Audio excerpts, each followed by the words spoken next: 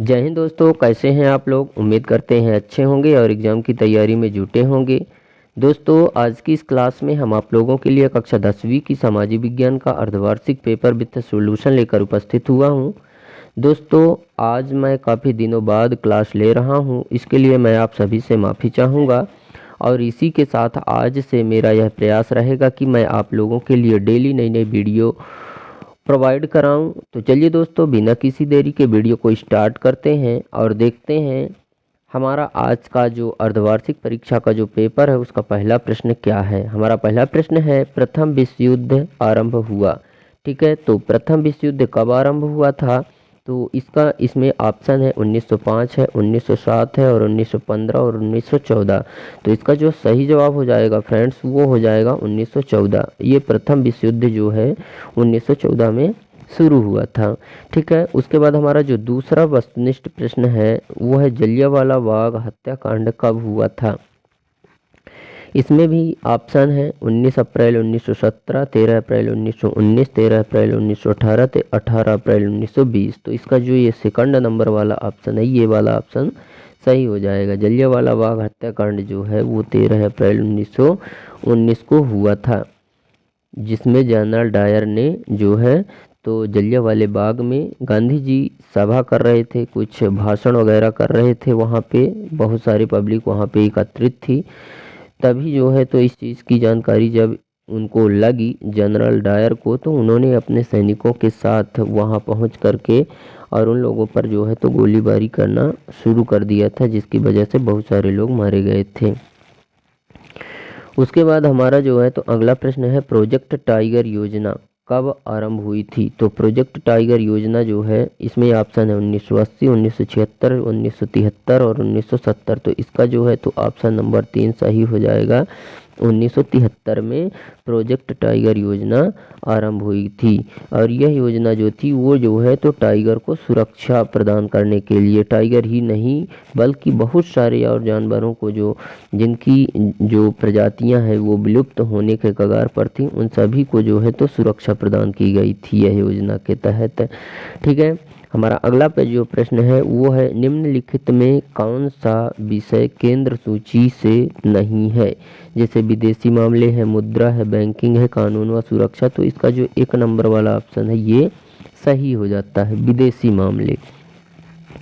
अगला प्रश्न है, ऋण का औपचारिक स्रोत। औपचारिक स्रोत का मतलब ये होता है कि मतलब सरकार से रिलेटेड होता है, सरकारी कुल मिलाकर के, तो वो औपचारिक स्रोत होते हैं। ठीक है, तो इसमें जो है तो हो जाएगा सहकारी समितियां जो है ये जो है औपचारिक स्रोत है।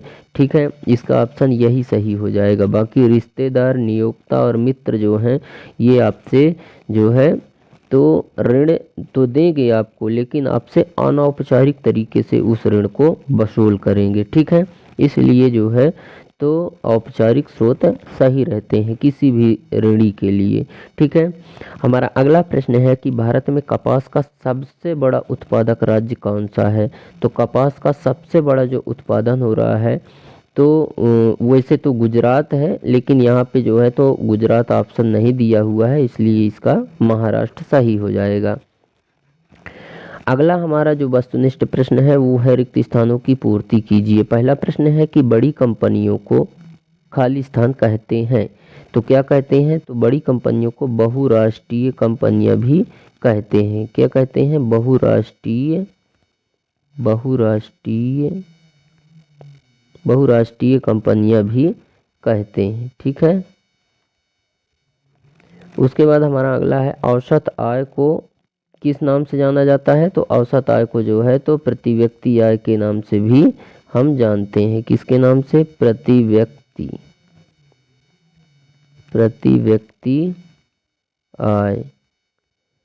औसत आय को प्रति व्यक्ति आय के नाम से जानते हैं। प्रति व्यक्ति आय कैसे पता करते हैं, तो दोस्तों इस चीज़ को पता करने के लिए हमें संपूर्ण देश की जनसंख्या और संपूर्ण देश की आय पता होनी चाहिए। फिर हम क्या करेंगे, उस संपूर्ण देश की जनसंख्या से संपूर्ण देश की आय को आय का भाग कर देंगे। जो आएगा हमारा भागफल वो जो है तो प्रति व्यक्ति आय होगा, यानी हर व्यक्ति की आय। अगला हमारा जो रिक्त स्थान है कि खाली स्थान पर आधारित सामाजिक विभाजन सिर्फ भारत में है। तो किस पर आधारित है ये? तो ये जाति पर आधारित है। जाति पर जो आधारित विभाजन है वो हमारे केवल भारत में है। ठीक है, समाज का जो विभाजन है वो सिर्फ जाति के आधार पर कहाँ होता है? हमारे भारत में होता है। ठीक है, अगला है श्रीलंका में गृह युद्ध की समाप्ति किस वर्ष हुई थी?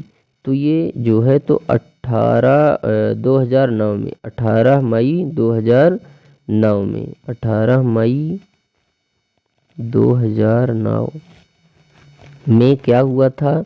गृह युद्ध की समाप्ति हुई थी श्रीलंका में।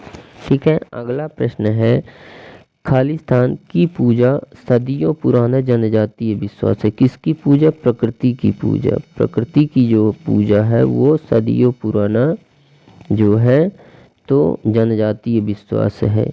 जब जो है तो मानव प्रकृति का गुलाम था, मतलब पेड़ पौधों को काटता नहीं था, पेड़ पौधों की वो पूजा किया करता था, पेड़ पौधों की पूजा, अग्नि की पूजा।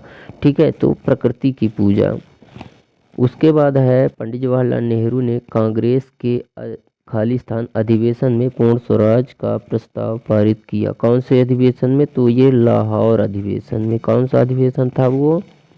लाहौर अधिवेशन में पूर्ण स्वराज का प्रस्ताव पारित किया। पूर्ण स्वराज यानी कि पूर्ण रूप से स्वतंत्र होने का प्रस्ताव पारित किया था। उसके बाद हमारा जो अगला वस्तुनिष्ठ प्रश्न है 3 नंबर, वो है सत्य असत्य बताइए। ठीक है, तो यहाँ पे हमारा सत्य असत्य में पहला प्रश्न है हरियाणा राज्य की प्रति व्यक्ति आय सबसे अधिक है। ठीक है, तो ये बात सही है, सबसे अधिक है हरियाणा राज्य की प्रति व्यक्ति आय। हर व्यक्ति जो है तो हरियाणा का सबसे ज़्यादा जो है तो उसकी आय है, हर व्यक्ति की जो आय है, जो वो कमाई करता है वो सबसे ज़्यादा करता है, सभी राज्यों के लोगों से ज़्यादा करता है एक व्यक्ति। ठीक है, अगला है जनवरी 1923 में असहयोग आंदोलन और खिलाफत आंदोलन शुरू हुआ था। तो ये जो है तो गलत है, असहयोग आंदोलन और खिलाफत आंदोलन 1923 में शुरू नहीं हुआ था। अगला है कि कौन से कानून के अंतर्गत ब्रिटिश सरकार ने के मक्का की आयात पर पाबंदी लगाई थी? तो दोस्तों यहाँ पे आप देख सकते होंगे ये जो तीसरा नंबर वाला जो ये प्रश्न है, ये सत्य असत्य ना दे करके यहाँ पे जो है थोड़ा मिसअंडरस्टैंडिंग हुई होगी, इस वजह से जो है यहाँ पे आपको सत्य असत्य की जगह एक शब्द या वाक्य में उत्तर देने के लिए बोल दिया है। तो इसका भी आंसर है, इसका भी जो है तो जवाब है हमारे पास। कौन से कानून के अंतर्गत? तो कार्नला कानून था एक। कौन सा कानून था? कार्नला कानून। ये ऐसा कानून था कि मक्के की जो आयात हो रहा था, जैसे ब्रिटेन में क्या था कि मक्का सबसे ज़्यादा लोग विदेशों से आयात किया करते थे, अपने देश के मक्के का प्रयोग नहीं करते थे, विदेशों का करते थे, क्योंकि विदेशों का जो मक्का था उसमें क्वालिटी भी थी और पूर्ण रूप से सब लोगों को मिल भी जाता था। ठीक है, तो ब्रिटेन के जो किसान थे उन लोगों ने क्या किया कि सरकार पर दबाव डाला और दबाव डाल करके उन्होंने यह मांग की सरकार से कि जो विदेशों से जो मक्का आ रहा है उसको उस पर रोक लगा दी जाए, उसको उसका आयात नहीं होने दिया जाए। ठीक है, तो इसलिए क्योंकि हमारे देश की मुद्रा विदेशों में जा रही है ना, और जब हमारे देश में खुद ही जो है तो मक्के का उत्पादन हो रहा है तो विदेशों में क्यों भेजा जा रहा है यहाँ से, है ना, सॉरी विदेशों से क्यों मंगाया जा रहा है? तो मक्के की जो आयात है उस पर पाबंदी लगा दी जाए। तो ये कार्नला कानून के तहत सरकार ने मक्के की आयात पर जो है तो रोक लगा दी, पाबंदी लगा दी थी। तो इसी कानून के तहत लगाई थी, लेकिन किसानों ने उसका भरपूर फ़ायदा उठाया। उन लोगों ने अपने मक्के के दाम काफ़ी ज़्यादा बढ़ा दिए और ज़्यादा से ज़्यादा जो है तो लाभ कमाने के चक्कर में उन्होंने जो है तो मक्के की जो आयात है उसको रोक लगा दी थी और अपने मक्के का जो है तो रेट बढ़ा दिया था, जिससे वहाँ के जो आम लोग थे वो ज़्यादा परेशान हुए और परेशान होने के बाद फिर उन्होंने सरकार पर दबाव डाला और सरकार को आखिरकार लास्ट में यह कानून तोड़ना पड़ा। तो यहाँ पे प्रश्न में ये पूछा था कि मक्का के आयात पर पाबंदी लगा दी गई थी, तो कारण ला कानून के तहत लगाई गई थी। ठीक है। अगला है मनरेगा में 2005, मनरेगा जो है वो 2005 में लागू किया गया था। सही बात है, 2005 में ही था। अगला है पुरोहित का कार्य प्राथमिक क्षेत्र से जुड़ा हुआ है, तो पुरोहित यानी कि पंडित, पंडित का जो कार्य है वो प्राथमिक क्षेत्र से जुड़ा हुआ है। ठीक है। उसके बाद है शैल धातुएं जैविक संसाधन है। शैल धातुएं जो हैं, अच्छा बताइए, शैल यानी कि चट्टान और धातु, इनमें क्या जान होती है? नहीं होती है ना। तो ये कह रहा है जैविक संसाधन, यानी कि ये गलत है, जैविक नहीं है, वो अजैविक संसाधन है। ठीक है। उसके बाद हमारा जो अगला प्रश्न है, प्रश्न नंबर जो 4 है, वो इस प्रकार से है कि सही जोड़ी मिलाइए। पहला है वंदे मातरम, तो वंदे मातरम को जो है तो बंकिम चंद्र चट्टोपाध्याय ने लिखा था। हिंद स्वराज की मांग गांधी जी ने की थी। नेपोलियन की हार जो है वो कब हुई थी? जो है तो 1815 में हुई थी। और साइमन कमीशन की स्थापना 1928 में। प्राथमिक क्षेत्रक में आ जाएगा जो कृषि है, इसमें परिवहन भी दे दिया है, परिवहन होगा नहीं, बट कृषि, डेयरी और मत्स्य पालन हो जाएगा। ठीक है। तो इसका हो जाएगा जो है तो प्राथमिक क्षेत्रक। और ये रिपब्लिकन पार्टी नहीं, इसको तृतीयक क्षेत्रक अपन मान लेते हैं। ठीक है। तृतीयक क्षेत्रक, तृतीय क्षेत्रक, तो इसका हो जाएगा जो है तो ये परिवहन वाला है ना। परिवहन करना, भंडार करना, बैंकिंग, संचार, ये सब तृतीय क्षेत्र के अंतर्गत आते हैं। उसके बाद अगला प्रश्न देख लेते हैं दोस्तों। अगला हमारा जो प्रश्न है वस्तुनिष्ठ प्रश्न, वो है एक शब्द या वाक्य में उत्तर दीजिए। हमारा पहला प्रश्न है कि बैंक ऑफ फ्रांस की स्थापना किसने की थी? ठीक है। बैंक ऑफ फ्रांस की जो स्थापना थी उसको किसने की थी? तो नेपोलियन ने की थी। किसने? नेपोलियन ने। नेपोलियन एक जो है तो नेपोलियन एक जो है तो बहुत ही खतरनाक व्यक्ति था। वह जो है तो लोगों के लिए प्रिय भी था। शुरू शुरू में प्रिय था, बाद में जो है तो लोगों का ही शोषण करना उसने शुरू किया था। लोगों ने उसको अपना एक मसीहा के रूप में मानने लग गए थे, लेकिन बाद में उन्होंने जो है तो लोगों के ऊपर ही अत्याचार और अन्याय किए। ठीक है। क्योंकि वो अपने देश को सबसे शक्तिशाली बनाना चाह रहा था। उसके बाद अगला प्रश्न है कि जलियांवाला बाग हत्याकांड का उत्तरदायी प्रशासक कौन था? तो जलियांवाला बाग हत्याकांड का जो प्रशासक था, जिसके कारण कांड हुआ, वो था जनरल डायर। जनरल डायर, ये बहुत ही खतरनाक अंग्रेज था। इसने सोचो कि उसमें जो है तो सभी लोगों को गोलियां मरवा दी थी, बम फेंकवा दिए थे। बहुत सारे लोग वहाँ जलियांवाले बाग में एक कुआं था, कुआं में बहुत सारे लोग मारे गए थे इसी के कारण। उसके बाद है जो है तो मृदा अपरदन। मृदा अपरदन जो है वो क्या है? तो मृदा अपरदन का मतलब यह है कि मृदा का परिवहन होना, मृदा का कटाव होकर एक स्थान से दूसरे स्थान या तो जल के माध्यम से या तो हवा के माध्यम से जाना ही परिवहन कहलाता है। अगला है स्थानीय वनों का सर्वाधिक क्षेत्र किस प्रदेश में है? स्थानीय वन जो है सबसे ज़्यादा किस प्रदेश में पाए जाते हैं? तो ये मध्य प्रदेश में है सबसे ज़्यादा, एमपी में। ठीक है। स्थानीय वन। अगला है कि सामाजिक विभाजनों का जो प्रमुख आधार है, समाज का जो विभाजन हो रहा है वो किस आधार पर हो रहा है? तो यह जो है तो जाति के आधार पर हो रहा है, जाति के आधार पर हो रहा है, लिंग के आधार पर हो रहा है, बहुत सारे आधार हैं, धर्म के आधार पर भी हो रहा है। ठीक है।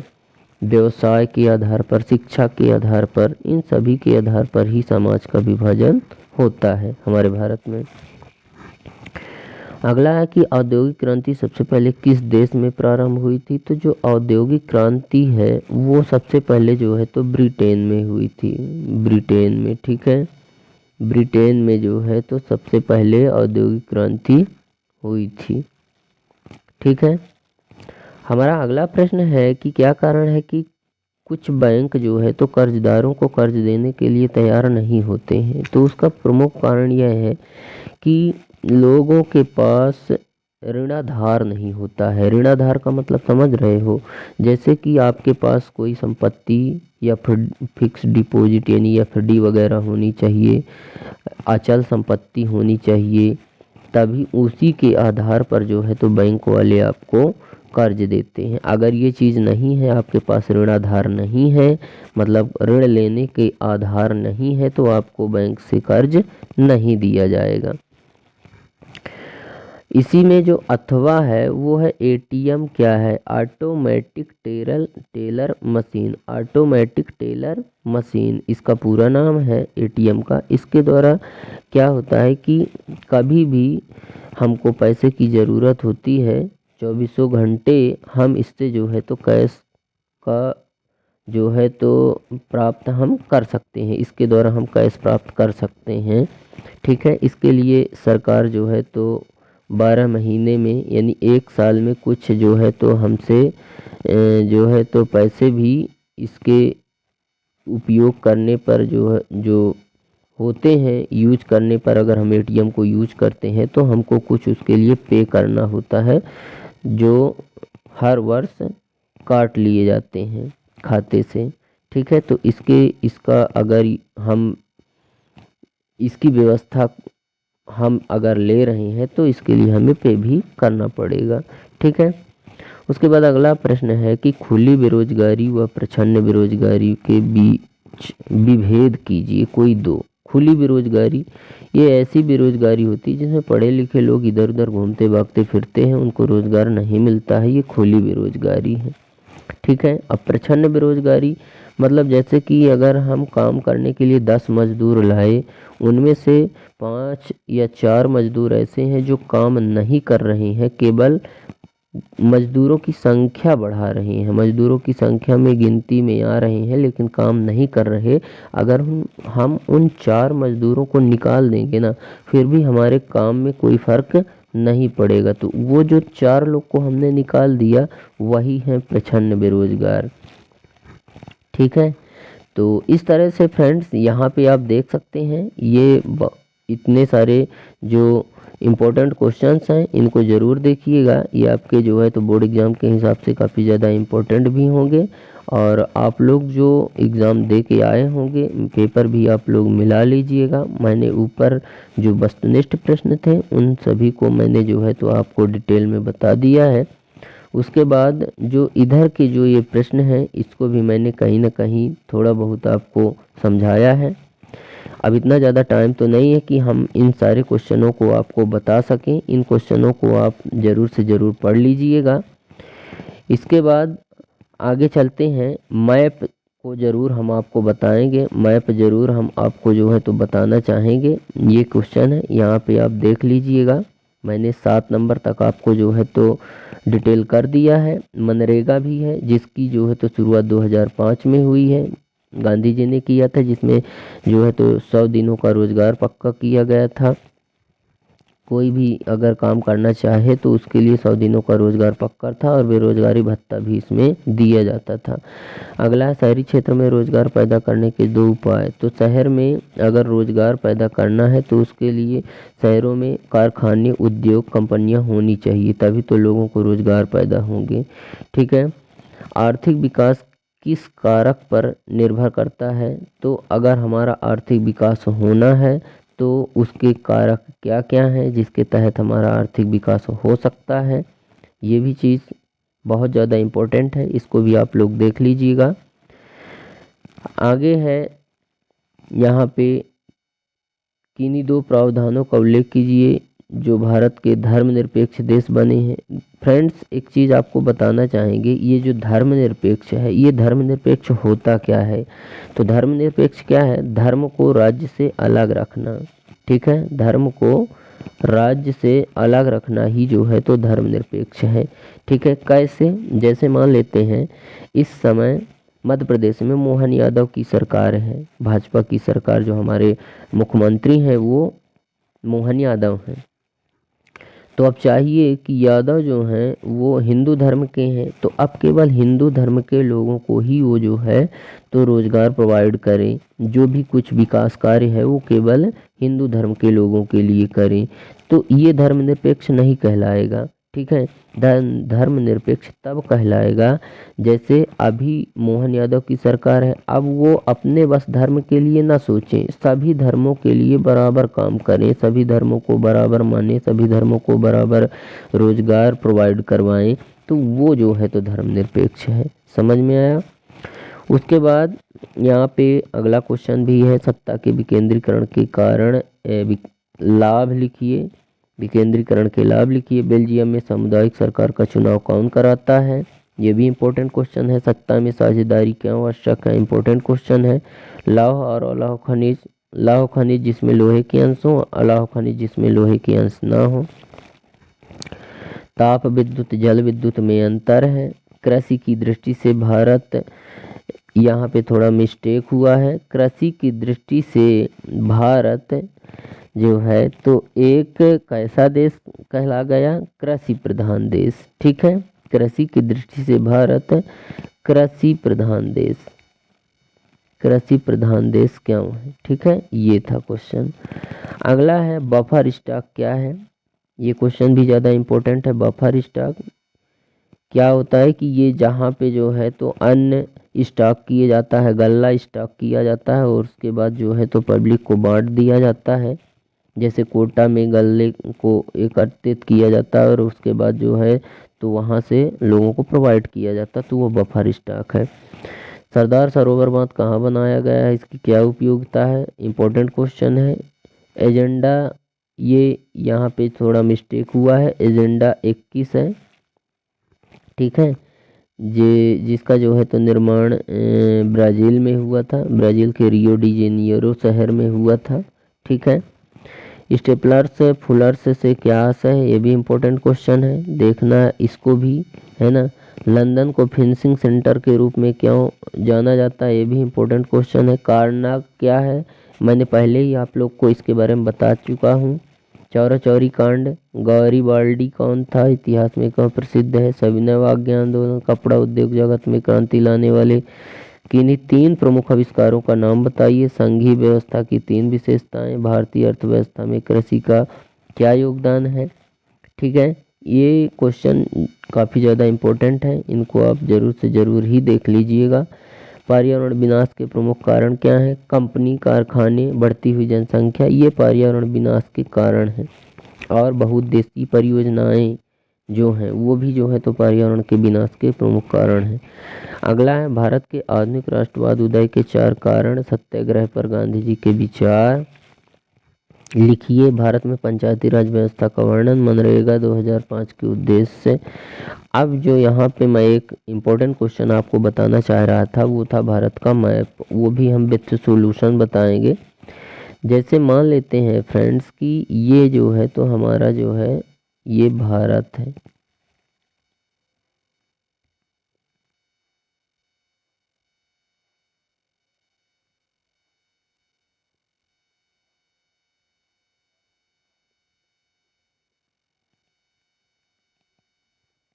ये जैसे मान लेते हैं कि हमारे भारत का मैप है। यहाँ पे क्वेश्चन क्या कह रहा है कि भारत के रेखा मानचित्र में निम्न को दर्शाना है।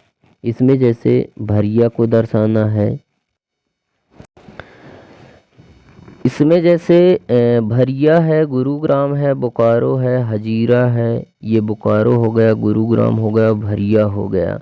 ठीक है, तो यहाँ पे ये भरिया नहीं है, ये जो है भरिया को जो है तो झरिया के नाम से, ये झरिया है, भरिया नहीं है, ये झरिया है, इसको ध्यान में रखना फ्रेंड्स। ये जो है तो झरिया है। ठीक है, तो झरिया जो है तो अगर हम झरिया की बात करें कि ये जो है तो भारत के मानचित्र में कहाँ पे उपस्थित होगा, तो जैसे ये जो है तो ये चली गई, क्या चली गई? ये कर्क रेखा चली गई। कर्क रेखा जो है तो भारत के मध्य से ही होकर गुजरती है, जिसका मान 13.5 डिग्री होता है।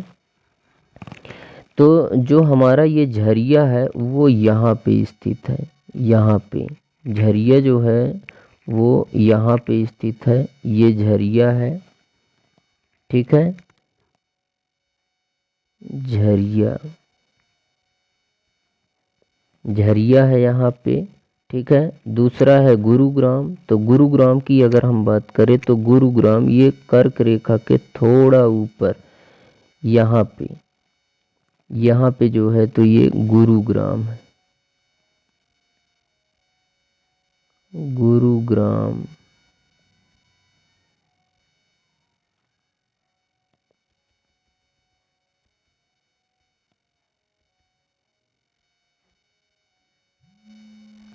गुरुग्राम,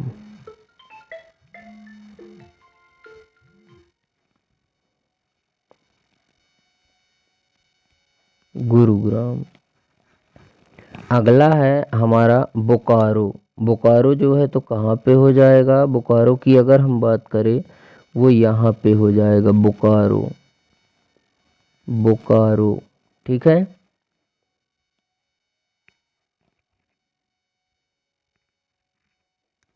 और हजीरा अपना जो है तो हो जाएगा यहाँ पे, ये हजीरा है, हजीरा, यहाँ पे हजीरा हो जाएगा, ठीक है। अब अथवा में देख लेते हैं कि भारत के मानचित्र पर महत्वपूर्ण परंपरागत ऊर्जा स्रोतों को दर्शाइए। तो भारत के मानचित्र पर महत्वपूर्ण परंपरागत ऊर्जा जो स्रोत हैं, जैसे रानीगंज जो है, रानीगंज कहाँ पे होगा भारत के मानचित्र में, तो रानीगंज यहाँ पे होगा, यहाँ पे जो है तो ये रानीगंज होगा, रानीगंज, ठीक है। दूसरा क्या था, कोरबा, तो कोरबा अपना जो है तो यहीं पे हो जाएगा, ज़्यादा दूर पे नहीं है, कोरबा, ये कोरबा है यहाँ पे, कोरबा,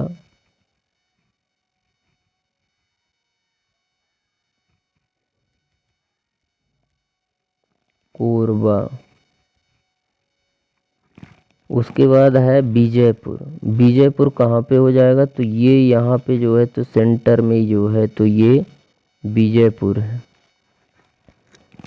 उसके बाद बीजयपुर के बाद है सोनीपत। सोनीपत जो क्लियर सही होगा वो यहाँ पे है, सोनीपत, ये यहाँ पे ये सोनीपत है, ठीक है, यहाँ पे सोनीपत, सोनीपत, ठीक। तो इस प्रकार से दोस्तों उम्मीद करते हैं कि आपको हमारा यह वीडियो पसंद आया होगा। वीडियो अगर पसंद आया है तो वीडियो को लाइक करें, दोस्तों में शेयर करें। अगर आप हमारे चैनल पर नए हैं तो चैनल को सब्सक्राइब करें एंड बेल आइकन भी प्रेस करें ताकि हमारी नई नई वीडियो की नोटिफिकेशन आपको सबसे पहले मिलती रहे। तो फ्रेंड्स आज के लिए बस इतना ही, मिलते हैं आप सभी लोगों से नेक्स्ट वीडियो में नेक्स्ट टॉपिक के साथ। तब तक के लिए जय हिंद, वंदे मातरम।